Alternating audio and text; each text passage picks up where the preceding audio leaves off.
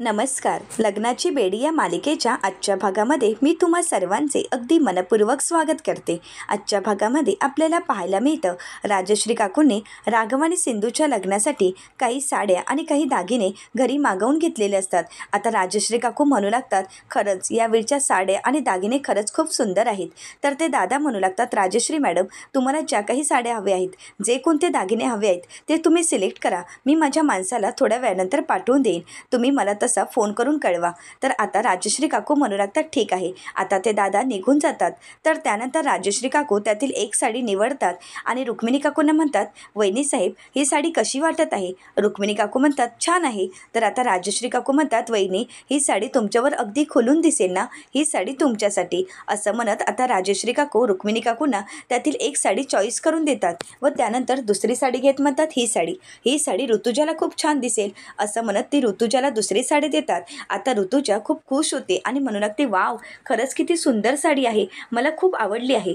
परंतु त्याच वेळी रुक्मिणी काकू ऋतुजाजवळ रागाने पाहतात. आता मात्र ऋतुजा ती साडी खाली ठेवते आणि म्हणू लागते, नाही, नको, ही साडी मला आवडली, परंतु मला ही साडी नको, मी ही घेते. असं म्हणत ऋतुजा दुसरीच साडी सिलेक्ट करते. तर त्यानंतर रेश्मा मात्र शांतच असते. आता राजश्री काकू रेश्माला विचारतात, रेश्मा, अगं तू अशी का शांत उभी आहेस? बघ ना, एखादी गोष्ट सिलेक्ट कर ना, एखादी साडी तुझ्यासाठीही बघ. आता मात्र रेश्मा शांतच उभी असते. तर आता राजश्री काकू म्हणतात, थांब, मीच तुझ्यासाठी साडी सिलेक्ट करते. असं म्हणत एक छान अशी साडी ते रेश्मासाठी सिलेक्ट करतात आणि रेश्माला म्हणतात, ही घे, ही तुझ्यासाठी. रेश्मा म्हणते, हो ना, खरंच खूप छान आहे, मला ही साडी खूप आवडली आहे. तर आता ऋतुजा म्हणू लागते, शेवटी राघवचं लग्न आहे आणि राघवचं लग्न म्हटल्यानंतर आपल्याला नट्टाफट्टा तर करावाच लागणार आहे आणि खूप छान तयार व्हावं लागणार. तसंही रेश्मा यावेळच्या साड्या रत्नाकर भाऊची घेऊन देत आहेत. त्यामुळे रेश्मा, घे, अजून 2-3 साड्या घे, तुला ज्या कोणत्या साड्या आवडतील ते अगदी आनंदाने घे. आता मात्र ऋतुजाचं हे वागणं पाहून राजश्री काकूंना हसायला येत असतं. तर ऋतुजाचा तो आनंद पाहून रुक्मिणी काकू मनाशीच म्हणतात, साड्या आणि दागिने पाहिले की ही ऋतुजा आणि ह्या रेश्माचं कशातही भान राहत नाही. असं म्हणत त्या ऋतुजाने रेश्माकडे रागाने पाहू लागतात. तर ऋतुजा अजून कोणती साडी छान दिसत आहे आणि आपल्याला कोणती सिलेक्ट करता येईल हे पाहत असते. परंतु त्याचवेळी ऋतुजाचं लक्ष तिथे असलेल्या दागिन्यांजवळ जातो. आता ऋतुजा त्यातील एक नेकलेस घेते आणि रेश्माला म्हणू लागते, रेश्मा, अगं बघ ना, हा नेकलेस किती छान आहे आणि हो, तुझ्या साडीवर अगदी खुलून दिसणार आहे, आवडला का तुला? तर रेश्मामध्ये, हो, मला खरंच खूप आवडलं आहे. तर त्यानंतर राजश्री काकू म्हणतात, आवडला आहे ना तुला, मग घे तुला. आता रेश्मा तो नेकलेसही घेते. तर त्यानंतर मधू मात्र शांतच बसलेली असते. आता राजश्री काकू मधूला म्हणतात, काय झालं राणी, अगं तुझ्यासाठी पण घे ना साडी, तुला जर कोणती साडी आवडली असेल तर अगदी बिंदास घे. तर मधू म्हणू लागते, हो, घेते मी. आता त्याच वेळी तिथे रत्नाकर काका आलेले असतात. आता रत्नाकर काका येताच विचारू लागतात, काय झालं, साड्या वगैरे आवडल्यात की नाही आणि झाली का खरेदी? तर आता राजश्री काकू म्हणतात, कुठली काय, अजून काहीच खरेदी झाली नाहीये, आत्ता फक्त कुठे ऋतुजा आणि रेश्माची खरेदी झाली आहे, बाकी खरेदी अजून बाकीच आहे. तर आता रत्नाकर काका म्हणू लागतात, परंतु हे लग्न घरच्या घरी आहे, हे मात्र लक्षात आहे ना? तर राजश्री काकू म्हणतात, हो, ते चांगलंच लक्षात आहे, ते परत परत आठवण करून द्यायची काहीच गरज नाही. आणि तसंही मी तुम्हाला म्हणाले होते की आपण राघव आणि सिंधूच्या पहिल्या लग्नामध्ये जाऊ शकलो नाही, परंतु या लग्नामध्ये मी माझी हौसमौज पूर्ण करून घेणार आहे. तर आता रत्नाकर काका म्हणू लागतात, हो, तुला जी काही हौसमौज पूर्ण करून घ्यायची आहे ती घे. तर त्यानंतर रत्नाकर काका विचारतात, बरं, गुरुजींनी लग्नाचा मुहूर्त केव्हाचा सांगितला आहे? तर आता राजश्री काकू म्हणू लागतात, उद्या हळद आणि परवा लग्न, गुरुजींनी मुहूर्त सांगितलेला आहे. आणि हो, तुमची जी काही पेढीवरची कामं असतील, इतर कामं असतील, ती लवकरात लवकर पूर्ण करून घ्या आणि हो, लवकर घरी यायचं आहे. तर आता रत्नाकर काका म्हणतात की हो राणी सरकार, आम्ही वेळेवरच घरी येऊ. तर आता राजश्री काकू विचारतात, परंतु तुम्ही त्या डेकोरेशनवाल्याला फोन केलात का? आता मात्र रत्नाकर काका म्हणतात, नाही, मी विसरलो. तर आता राजश्री काकू म्हणतात, हे काय आहे, अहो, अजून तुम्ही डेकोरेशनवाल्यालाही फोन केला नाही. तर रत्नाकर काका म्हणतात, तू काळजी करू नकोस, मी आता लगेच फोन करेन.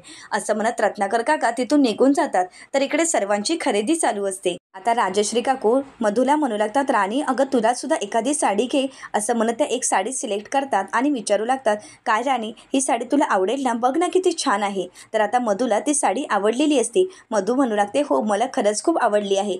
तर आता मधू ही मनाशीच म्हणू लागते, तसंही मला एक नवीन साडी घ्यायचीच होती, कारण आता माझं आणि राघवचं लग्न होणार आहे, मी या घरची पुन्हा एकदा सून होणार आहे. आता गृहप्रवेशाच्या वेळी मी हीच साडी नेसणार आहे. असं म्हणत मधू ही खूप खुश असते. आता सर्वांची खरेदी चालू असते. आता त्याच वेळी मधूला एक मेसेज येतो. आता तो मेसेज पाहून मधूला मात्र धक्काच बसतो. तर दुसरीकडे एक पाहायला मिळतं, गोदामावशी त्यांच्या रूममध्ये जात असतात. परंतु त्याच वेळी मधू ही गोदामावशींच्या समोर येऊन उभी राहते आणि गोदामावशींना रूममध्ये जायला देत नसते. तर गोदामावशी म्हणू लागतात, अहो मधुताई, मला माझ्या रूममध्ये तरी जाऊ द्या. परंतु मधू आता गोदामावशींचा हात पकडते आणि त्यांना ढकलून देते. आता गोदामावशी भिंतीवर जाऊन आपटतात. तर त्यानंतर गोदामावशी मधूला म्हणू लागतात, मधुताई, तुम्ही असं का वागत आहात? तर आता मधू ही गोदामावशींचा हात पकडते आणि मागे फिरवत म्हणते, आता त्रास होतोय का? तर गोदामावशी म्हणू लागतात, मधुताई प्लीज सोडा ना. अहो खरंच खूप त्रास होत आहे. तर गोदामावशींना मधू म्हणू लागते, हा त्रास तर काहीच नाही, परंतु तुझ्यासोबत कोण बाई गेली होती सावीला भेटायला, हे जोपर्यंत तू मला सांगत नाही तोपर्यंत तुला असा त्रास होत राहणार. आता मात्र मधू ही गोदामावशींना खूप त्रास देत असते.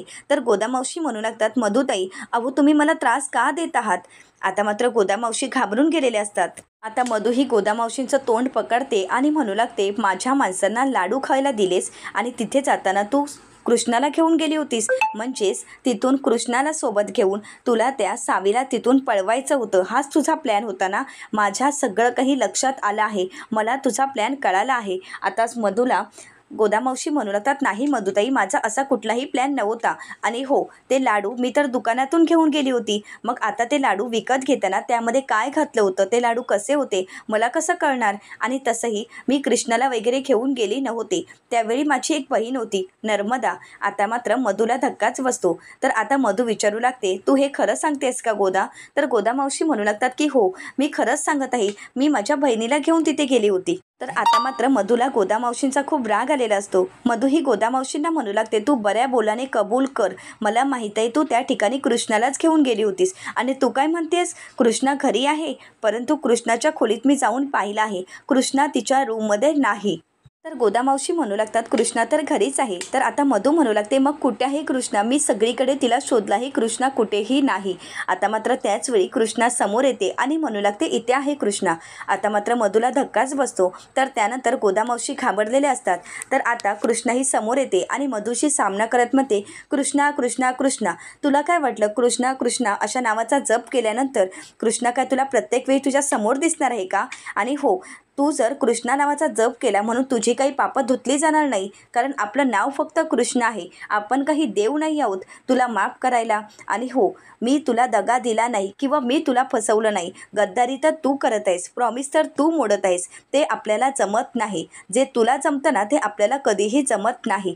तर आता मधू म्हणू लागते, आवाज चढवू नकोस कृष्णा. तर आता सिंधू म्हणू लागते, माझा जर आवाज चढला ना तर तुला तर माहीतच आहे, 0 सेकंदामध्ये खरं ती सगळी बाहेर येतील आणि मग मात्र तुझा खरा चेहरा सर्वांसमोर येईल. आता मात्र मधू घाबरून गेलेली असते. आता मधू ही कृष्णाला म्हणू लागते, ते सर्व सोड, परंतु कृष्णा तू कुठे होतीस ते अगोदर मला सांग. तर आता मात्र सिंधू म्हणू लागते, देवाने एवढे बटाट्यासारखे डोळे दिले आहेत, त्याचा काही वापर करता येत नाही का? आता मीच तुझ्या समोरून आली तरी तुला दिसत नाही आहे का? तर मधू म्हणू लागते, खोटं बोलू नकोस. आता मी तुझ्या रूममध्ये थोड्या वेळापूर्वी चेक केलं तर रूममध्ये तू कुठेही नव्हतीस, मग तू कुठे गेली होतीस? तर आता सिंधू म्हणू लागते, आता मी तर घरातच होती, आता तुला काय उत्तर देऊ सांग ना. आणि तसंही तुझ्यासमोर प्रत्येक वेळी यायला बाकी काही मला कामच नाही आहेत का? आणि तसंही मी काही कामं प्रत्येक टायमिंग बघून करत नसते की ह्या टायमिंगला किचनमध्ये जायचं, या टायमिंगला टॉयलेटमध्ये जायचं, हे आपल्याला जमत नाही.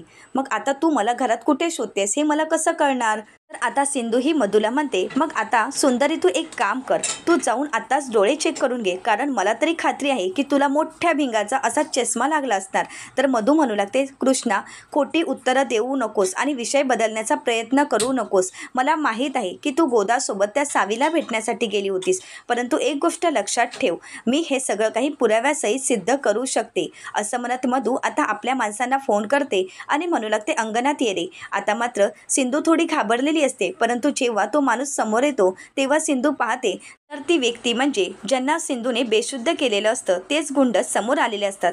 आता त्या माणसाला पाहून गोदामावशी घाबरतच आई एकविरेला प्रार्थना करत म्हणू लागतात, आई एकविरे, माझ्या कृष्णेने जे काही केलं ते आपल्या लेकरांसाठी केलं आहे, त्यामुळे माझ्या कृष्णेला या सगळ्यातून वाचव. तर आता सिंधू ही गणपती बाप्पाला म्हणते, गणपती बाप्पा तूच आता मला मदत करू शकतोस, तूच या सगळ्यातून मला वाचवू शकतोस. आता तेवढ्यातच मधू ही सिंधूच्या बाजूला उभी राहते आणि आपल्या माणसाला विचारते की आता सांग, या गोदाबरोबर जी बाई आली होती ती हीच होती ना, असं म्हणत त्या माणसाला पुढे बोलावून घेते. आता मात्र मधू म्हणू लागते, नीट बघ आणि ओळख. आता मात्र तो माणूस मधूला म्हणू लागतो, सॉरी मॅडम, परंतु त्या बाईंचा आम्ही चेहराच पाहिला नव्हता. आता मात्र मधूला धक्काच बसतो. मधू विचारते, हे काय बोलतोयस तू? तर त्यानंतर तो म्हणू लागतो, हो मॅडम, कारण ज्या बाई आल्या होत्या त्यांच्या डोक्यावर पदर होता, त्यामुळे आम्ही कोणीही त्यांचा चेहरा पाहिला नाही. तर मधू म्हणू लागते, हे तुला आधीच सांगता आलं नाही का?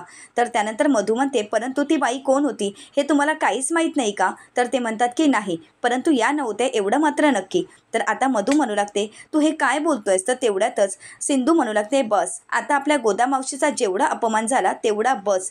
आणि हो सुंदरी, तू जो काही गोदामावशीला त्रास दिलायस ना त्याचं उत्तर आपण तुला नंतर देणार, असं म्हणत त्या गुंडाला म्हणू लागते. आणि हो, तू हे काय बटाट्यासारखे डोळे करून माझ्याजवळ पाहत आहेस, हे जर माझ्या नवऱ्याला कळालं, माझ्या होणाऱ्या नवऱ्याला मी सांगितलं तर तुझी काय हालत होईल हे तुला तरी माहीत आहे का? तुझे घरी जाण्याचे सुद्धा वांदे होतील आणि तुझा जीव नकोसा होईल तुला. तर तो म्हणू लागतो, मी कोणालाही घाबरत नाही आणि कोण आहे तो चिरकुट? तर त्यानंतर सिंधू म्हणू लागते, चिरकुट नाही, पोलीस ऑफिसर आहे. तर तो म्हणतो, जाऊन सांग, पण मी कोणाच्या बापालाही घाबरत नाही. परंतु त्याचवेळी सिंधू ॲक्टिंग करत म्हणते, पाल पाल, तुमच्या जॅकेटवर पाल आहे. आता मात्र तो घाबरून गेलेला असतो. तर मधूही उड्या मारू लागते आणि म्हणू लागते, अगोदरचे जॅकेट फेकून दे. तर आता तो जॅकेट नेमकं मधूच्याच तिथे फेकतो. आता मात्र मधूही घाबरून गेलेली असते.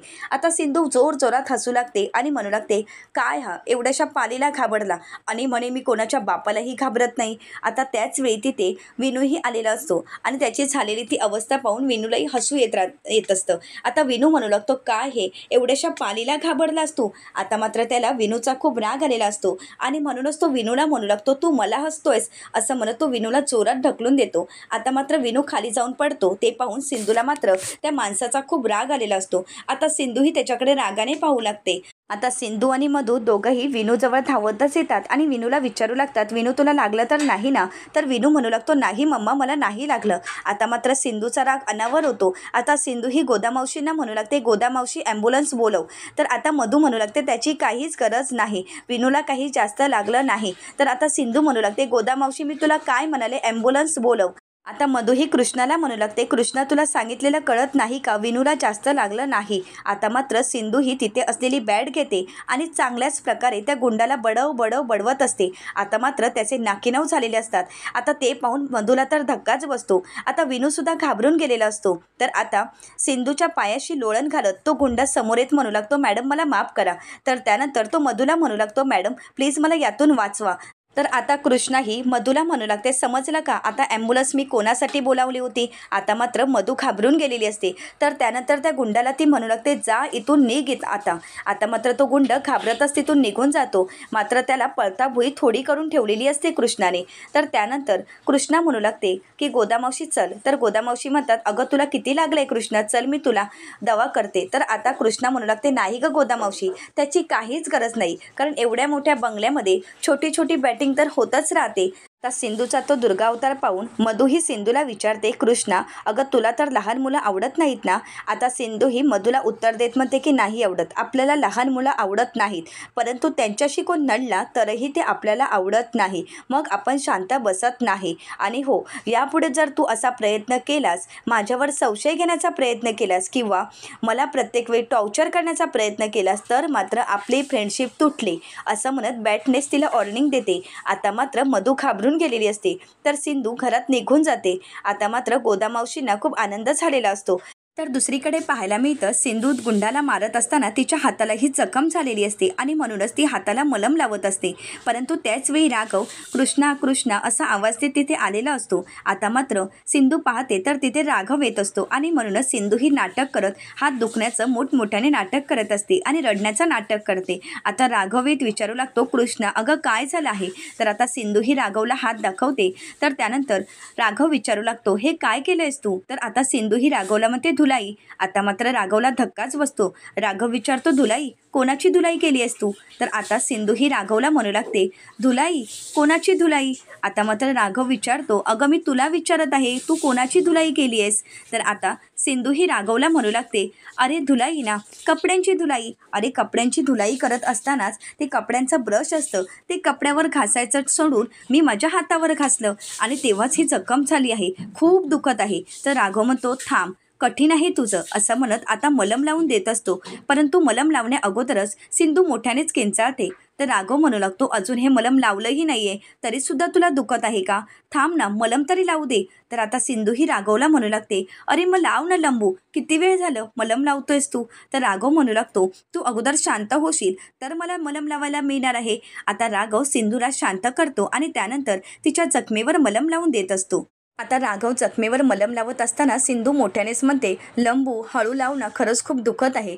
तर त्यानंतर राघव म्हणतो, खरंच तुला दुखतंय? तर आता कृष्णा म्हणू लागते, काय झालं, मी माणूस नाही आहे का मला दुखायला? तर राघव म्हणतो की नाही, मला या गोष्टीचं खरंच आश्चर्य वाटतंय. एरवी तू एवढी स्ट्रॉंग असणारी मुलगी आज एवढ्याशा जखमेला घाबरत आहे, खरंच मला आश्चर्य वाटत आहे. तर आता कृष्णा म्हणू लागते, लंबू म्हणजे तू काय माझी टांग खेचतोयस का? राघव म्हणतो, नाही, टांग वगैरे काही खेचत नाही, परंतु माझ्या मनात होतं तेच मी मोठ्याने बोलून दाखवलं, कारण मला माहीत आहे ना तू किती स्ट्रॉंग आहेस आणि आता अशी करतेस. तर त्यानंतर आता ती म्हणू लागते, लंबू आपल्याला तर खूप मोठं टेन्शन आलं आहे. राघव विचारतो, कशाचं? तर आता सिंधू ही राघवला म्हणू लागते, अरे उद्या तर आपली हळद आहे, परवा आपलं वेडिंग आहे आणि त्यामध्ये मी असं जखमेवर हे असं काही औषध लावून तिथे समोर यायचं आहे का?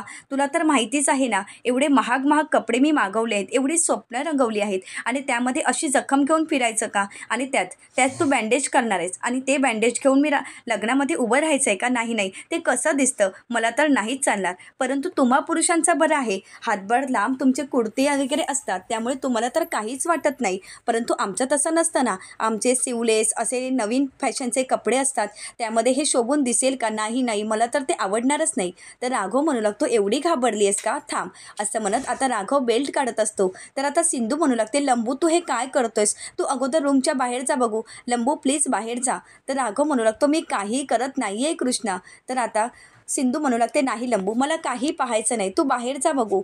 आता सिंधूने डोळे बंद करून घेतलेले असतात. तर राघव म्हणू लागतो, कृष्णा अगं अगोदर डोळे तरी उघड आणि बघ तरी. तर कृष्णा म्हणू लागते, नाही मी आता काही बघणार नाही. राघव म्हणतो, अगं बघ तरी. तर आता कृष्णाही हळूच डोळा उघडते आणि म्हणू लागते, लंबू काय झालं? तर त्यानंतर राघव आपल्या कमरेवर असलेली खून सिंधूला दाखवतो, तेव्हा मात्र सिंधू घाबरून गेलेली असते.